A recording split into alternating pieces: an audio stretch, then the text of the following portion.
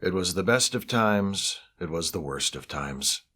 Star Trek was returning to television with an all-new series, and fans of the franchise, sustained of late only by a hit-or-miss series of films, were holding their breath in anticipation. And then finally, the new show premiered, and... Some people liked it, though there were others who suspected that those who said they liked it were only pretending to, because they had built up such an emotional investment in the show that they couldn't face the possibility that it just wasn't good. Others didn't like it so much and said so. Critics wrote reviews declaring that the new Trek was a tad below warp speed, poorly cast, grim, and that it simply fails to take flight. Disappointed fans lamented that the new show just didn't feel like Star Trek. I'm sure you're all way ahead of me here. The new Star Trek show I'm talking about isn't Star Trek Discovery, which debuted in 2017, but Star Trek The Next Generation, which debuted 20 years earlier. Complaining about Star Trek has been a part of the fandom for almost as long as loving Star Trek has, and there's nothing folks like to complain about more than the new stuff. But what's the deal with that? What are they even complaining about? Why do people actually hate new Star Trek? Before I get too far into this, I want to make it clear what specifically I'm talking about, because while I do think that a lot of the complaints longtime fans make against whatever the new Star Trek show is at the moment are the silly whinging of petulant nerds, in dismissing those complaints, which, make no mistake, I am about to do at length, I don't want to give the impression that all negative opinions regarding Star Trek fall into that category. In my more egocentric moments, I fancy myself as something of a critic. A self-appointed one, admittedly, but I take practicing criticism seriously. I think it's an important part of how we experience art. I think it informs how we perceive it and also how we create it. I don't think it's a critic's job to just hate everything, to only describe why things suck, but I also don't think fans of something are under any obligation to just unthinkingly adore everything about it. When a new Star Trek show comes out, you're allowed not to like it. You're allowed to feel like it doesn't resonate with you. And I don't say that because I think you need my permission. I say it because I want to make it clear that this video is not meant as an attempt to shut down or discredit all negative critiques of Star Trek. So what are these silly whinging complaints of which I speak? We might as well start with the big one, the one that has been thrown at every new version of the show since they started making new versions. It just doesn't feel like Star Trek.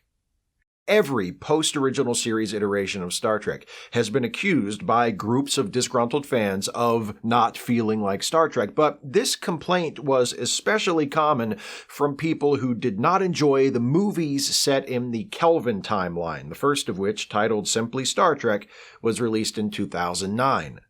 At first, it sounds like a reasonable observation. Stylistically, the 2009 Star Trek film does differ from the shows and films in the franchise that came before it in some pretty noticeable ways.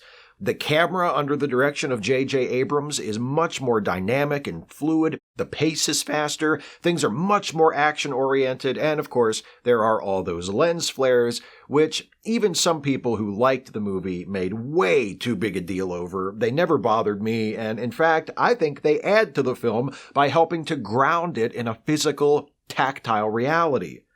Beyond the lens flares, I think the fact that they feel so different from the rest of the franchise up to that point is one of the strongest aspects of the Kelvin timeline films. Like, rebooting Star Trek and making it feel simultaneously familiar but also fresh and new was kind of the point.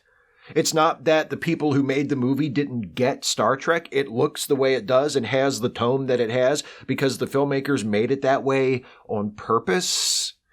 I enjoy the way the presence of Leonard Nimoy as the original version of Spock ties the Kelvin films into the rest of the franchise, while the time travel plot allows the filmmakers to basically reinvent the Star Trek universe with a whole new aesthetic. It's not just that I don't mind it, I like it. I think it's good. But that's neither here nor there. The point is, however you feel about it, The 2009 Star Trek and its to-date 2 sequels do look and feel a lot different than previous versions of Star Trek, but people who insisted, sometimes quite emphatically, that it didn't feel like Star Trek weren't just making a dispassionate comment about the aesthetics of the new film relative to the rest of the franchise. They were using that difference to deny the authenticity of the new movie.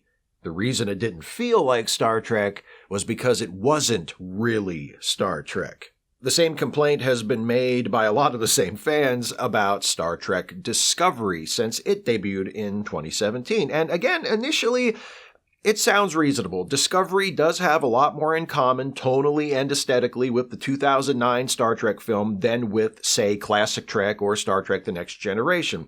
Discovery was also the first streaming series in the franchise, and its storytelling is far more serialized than earlier Trek shows had been. The almost total lack of standalone episodes, each episode instead playing like a single chapter in a larger narrative, does make watching Discovery a different sort of experience than watching TNG or even Deep Space Nine, which also employed serialization, especially in its later seasons, but not nearly to the degree Discovery does.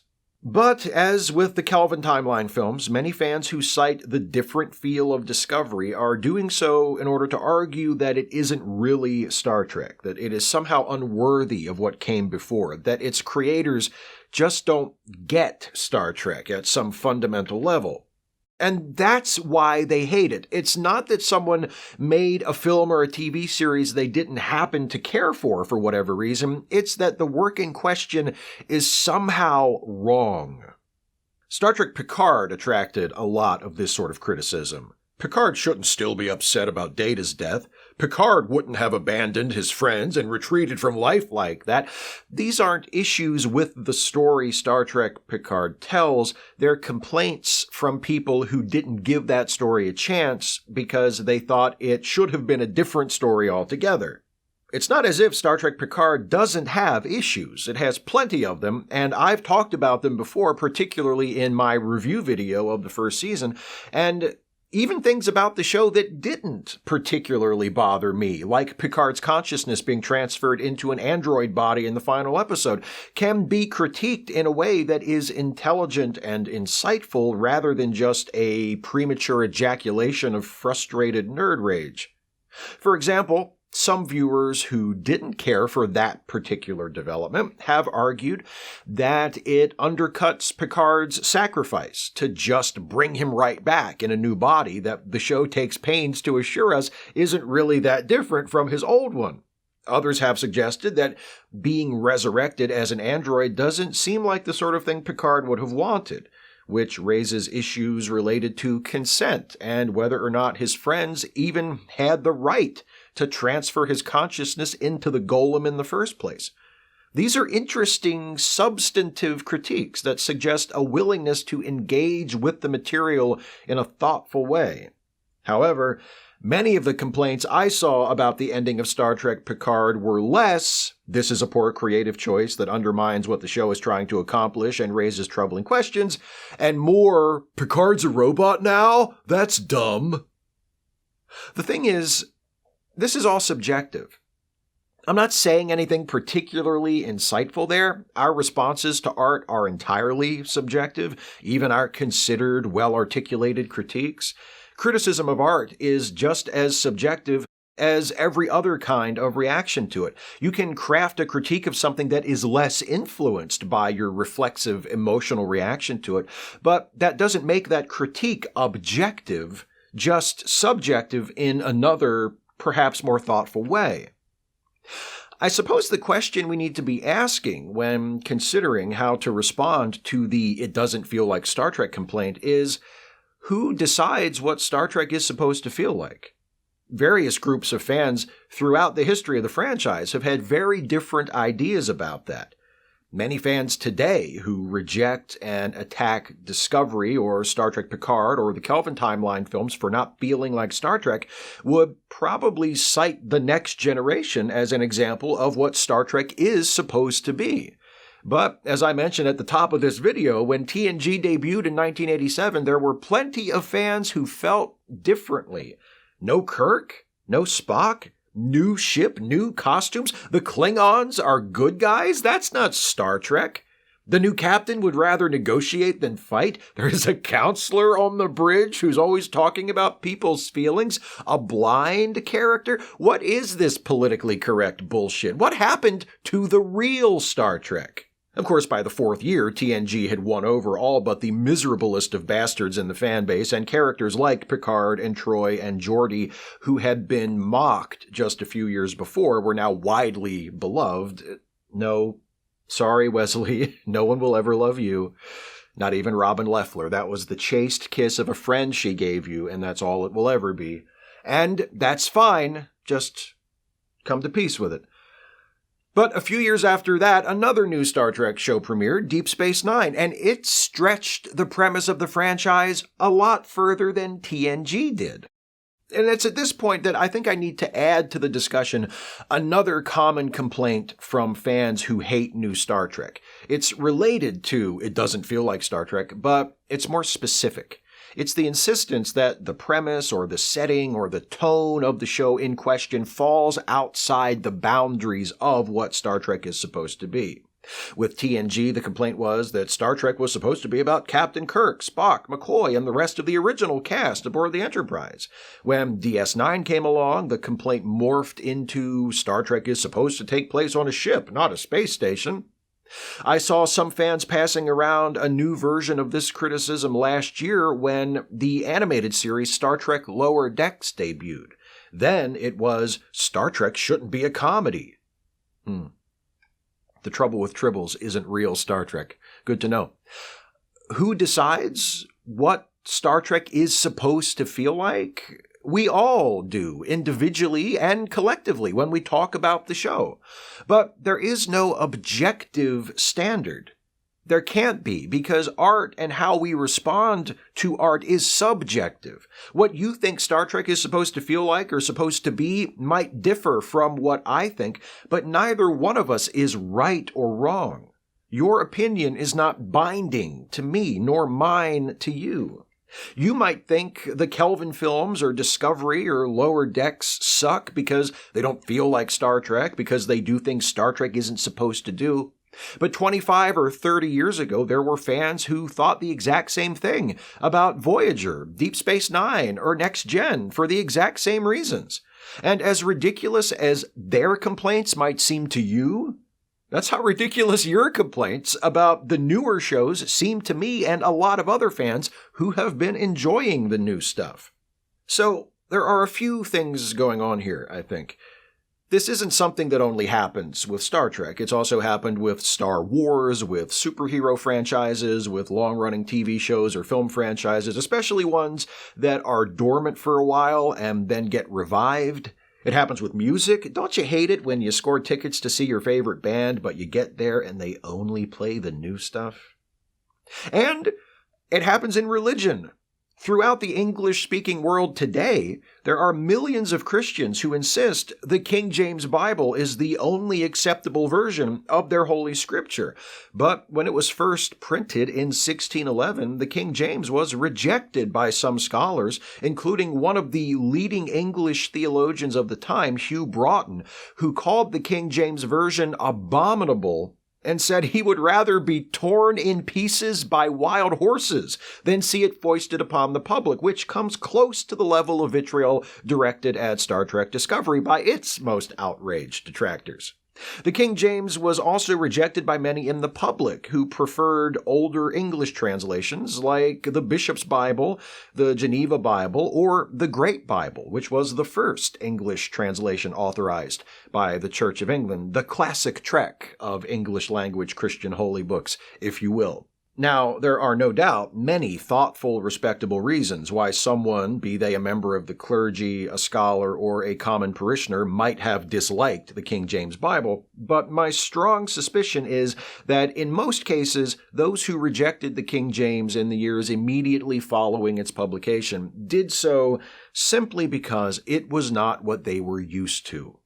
And I think that's the same reason many of us reflexively reject new versions of our favorite things, whatever those things might be. In The Salmon of Doubt, a collection of essays and unfinished works published following his death, Douglas Adams shares his rules for describing our reactions to new technology. 1. Anything that is in the world when you're born is normal and ordinary and is just a natural part of the way the world works. 2. Anything that's invented between when you're 15 and 35 is new and exciting and revolutionary, and you can probably get a career in it. 3. Anything invented after you're 35 is against the natural order of things. The general idea that Adams is getting at there is applicable to things beyond technology. In fact, I think it applies to how we react to pretty much everything. But let's look at it specifically in reference to how certain fans respond to Star Trek, because, So, you start watching Star Trek, you like it, something about it speaks to you. You get super into it. You watch all of it. You can get your hands on. You become a fan. You develop opinions about it, maybe even some very strongly held opinions. Favorite and least favorite characters, episodes, ships, musical scores, uniform designs, all the stuff Star Trek nerds love to latch onto and talk about. And as the years go by, a couple of other things happen, probably without you even realizing it. The first thing that happens is that you develop a concept of what Star Trek is. It's probably not all that clearly defined, more of a you-know-it-when-you-see-it kind of thing, but it's there. As time continues to pass, and especially if there isn't much new Star Trek being produced during that time, your concept of what Star Trek is starts to crystallize. That's when the second thing begins to happen. You develop a sense of personal ownership over Star Trek. Just like with the first thing, you probably aren't even aware of it consciously, but it's there, and it affects the way you interact with Star Trek and with your fellow fans of Star Trek. You start to think and behave as though Star Trek belongs to you. Now, once those two things are in place in your mind, your rigid idea of what Star Trek is and your feeling of ownership over Star Trek, let's say those industrious little producers over at Viacom CBS decide to roll out a brand new Star Trek series. You're excited at first because, hey, new Star Trek. But then you watch the first episode and this is different. It doesn't match your concept of what Star Trek is. The creators of this show have failed to meet your expectations. They've taken something familiar and made it into something foreign. They've profaned something precious to you, something that belongs to you. What gives them the right to do this to your Star Trek? You're not just disappointed. You take this personally. You feel disrespected, insulted. You feel angry. Now, I think this is a very silly reaction, but I also think it's understandable. And I've been there myself. I think most of us, maybe even all of us, have had a reaction like this to one degree or another at some point. I know I have. When I was a 17-year-old kid and I saw Batman and Robin for the first time, I was appalled. Batman Forever was bad enough, but neon everything, Bat credit cards, dialogue full of corny puns. What happened to the grim, dark, self-serious Batman I wanted to see? What had they done to my Batman? More recently, I had a similar reaction after I saw the movie Man of Steel. I don't know who that is on the screen, snapping necks and making out with his girlfriend surrounded by the rubble of skyscrapers he just helped to topple, but it's not my Superman. This is my Superman. Best live-action soups since Christopher Reeve, says I. The producers of Superman and Lois have really cracked the code for making a live-action soups who is exciting, appealing, and relevant to our current cultural moment. The secret is to write him so he gives a shit about other people. Anyway, I get it. I get that reflexive feeling of ownership. I get that emotional reaction when a thing you love doesn't match your expectations. But, and maybe I'm flattering myself, but I don't think so. I'd like to think that my negative opinion of Man of Steel, for example, is based on more than an initial emotional reaction to it being different. I can articulate particular problems I have with that film, specific reasons why it doesn't work for me. I suppose it's possible those reasons are influenced by that negative emotional reaction, that my feelings of disappointment and dissatisfaction compelled me to hunt for problems that might not have bothered me if I didn't have a pre-existing attachment to the character of Superman. But I don't think so. I've had those instinctive negative reactions before for things that I wound up liking. For example, Star Trek Discovery. While I never had a problem with the look of the show in general, it never bothered me the least little bit that it's set in roughly the TOS era, but the design and the technology and the aesthetic don't match what we see in classic Trek, and, in fact, I think complaints about that stuff are facile and silly. If I'm honest, it did take me a couple of episodes to get used to the redesigned Klingon makeup. And that was 100% because it was different. Because it was not what I was used to. I imagine in 1979, some fans of the original series felt something similar when they got their first glimpse of the Klingons in Star Trek The Motion Picture, which are even more different from the Klingons of TOS than the Discovery Klingons are from the TNG-era Klingons. And also, the overall aesthetic and tone of Star Trek The Motion Picture and its sequels is markedly different from the classic Star Trek TV series, but almost no one still complains about that because Star Trek The Motion Picture came out over 40 years ago, and even most of the relatively few fans who had a problem with it back then have gotten used to it.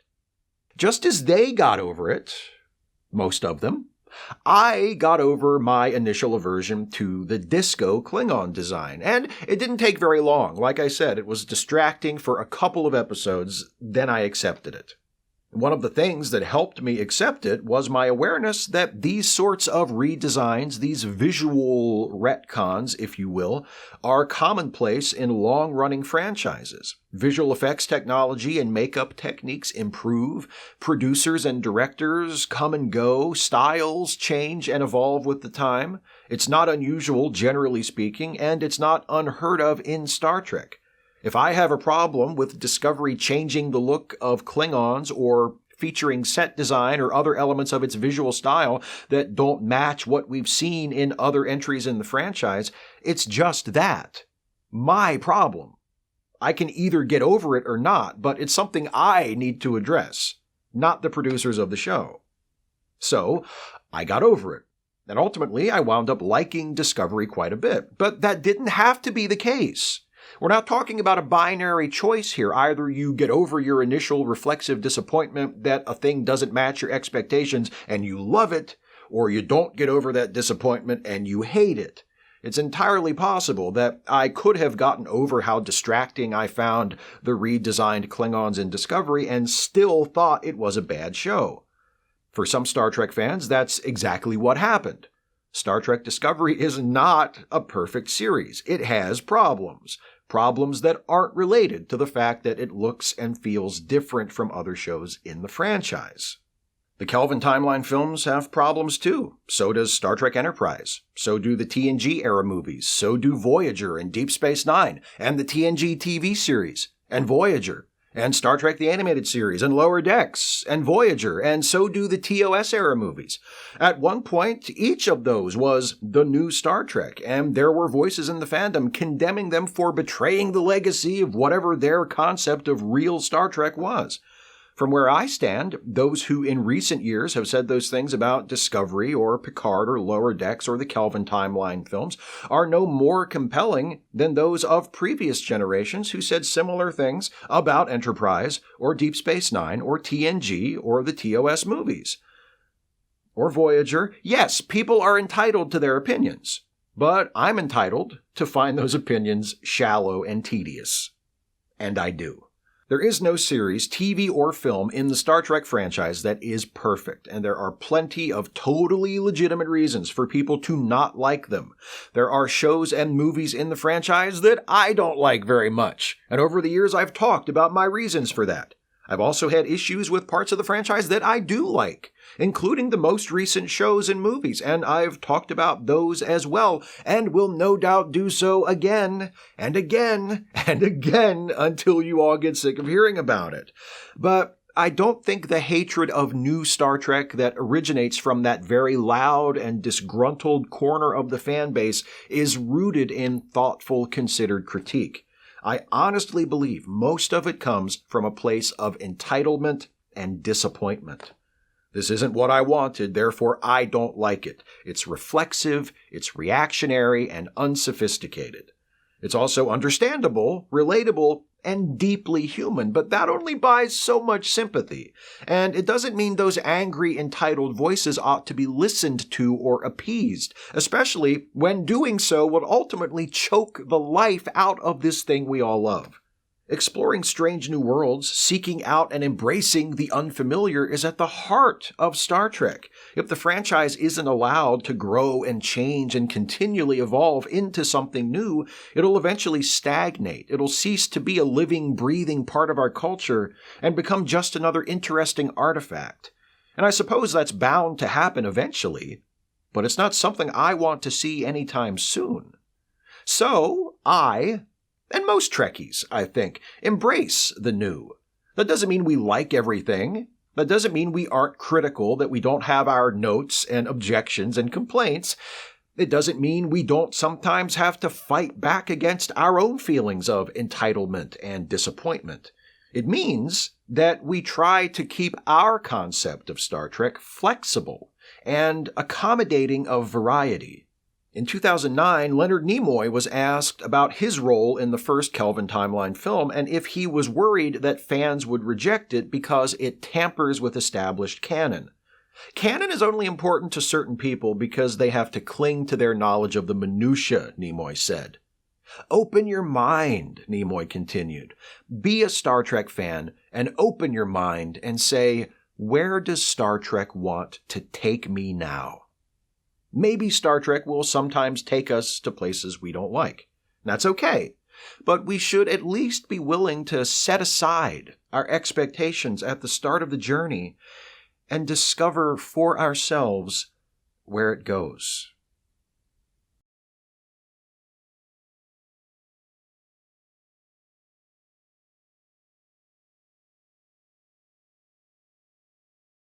Hey folks, hope you liked this episode of Trek Actually. I'll let you know what the next episode is going to be about in a minute, but first, I want to give shout-outs to some of my newest Patreon patrons, and their names are Jim Baker, thank you Jim, Joseph Levine, thank you Joseph, Northcott, thank you Northcott, John Porabeel, thank you John, Raindance Sam, thank you Raindance Sam, and John Weatherby, thank you John.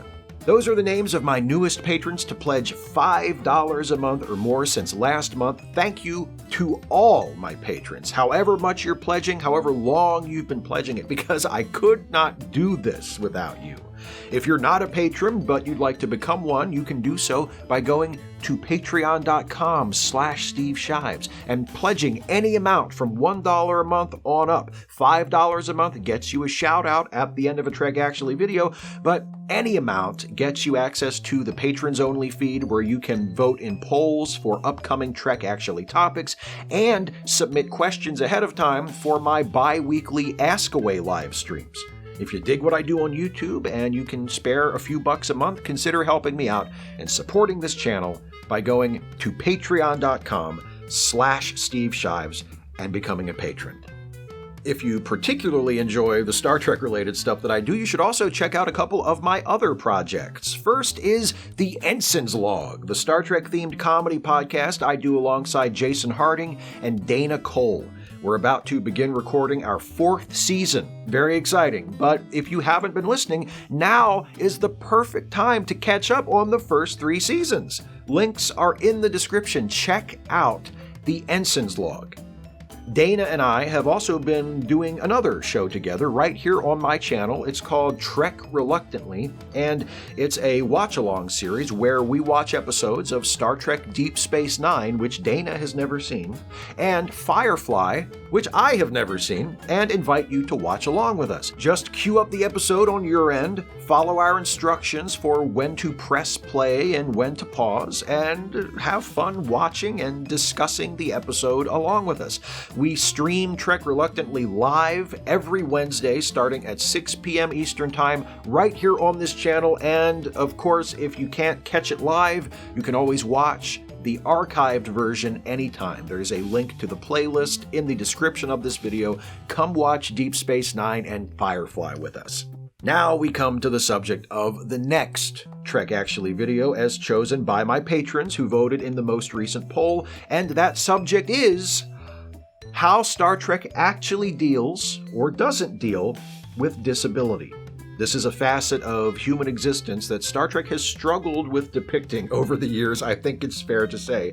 And we're going to examine some of the ways in which Star Trek has tried and failed and sometimes succeeded to include people with disabilities in its stories in a way that is fair and respectful instead of exploitative and condescending. They have to have gotten it right at least once or twice, right? I guess we're going to find out. That's next month. I'll see you then, and I'll see you a bunch of times before then, hopefully. But between now and whenever I see you next, take care, everybody. Thanks for watching.